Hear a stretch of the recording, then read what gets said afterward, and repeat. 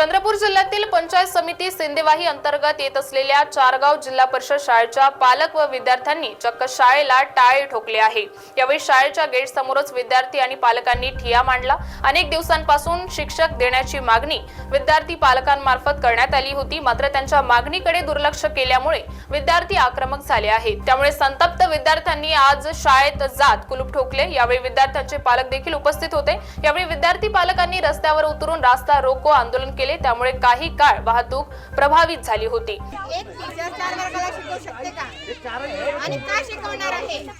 एका वर्गाला शिकवायला गेला तर 3 वर्ग गडबड करतात। एक शिक्षक येते आणि काहीतरी शिकवून जाते, मुलांना काही म्हणजे समजत नाही त्यांना, तर आम्हाला 2 शिक्षकाची नियुक्ती पाहिजे। शाळा चालू झाली त्यात फक्त 2 दिवस शाळेमध्ये आले आहेत, त्याच्यानंतर शाळेतच नाही। दुसरे जे शिक्षक होते ते 3 दिवस येऊन गेले।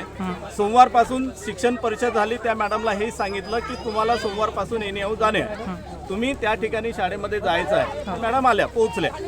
आता मॅडम आलेले आहेत आणि त्या पद्धतीने आम्ही एक वर्षासाठी हा पूर्ण सत्र काढण्यासाठी त्यांच्या नावाने एक डेप्युटेशन दिलं जाईल। आजचा जो प्रसंग घडला हा आता त्या चुकीमुळे त्यांचं घडलेला आहे आणि वास्तविक पाहता अशा प्रकारे व्हायला नाही पाहिजे, आम्ही मान्य करतो आणि अशा प्रकारे असा कुठलीच तक्रार यापुढे येणार नाही याची मात्र खबरदारी स्वतः घेऊ। महाराष्ट्र टीव्ही 24 साठी मिथुन मिश्रा, चंद्रपूर।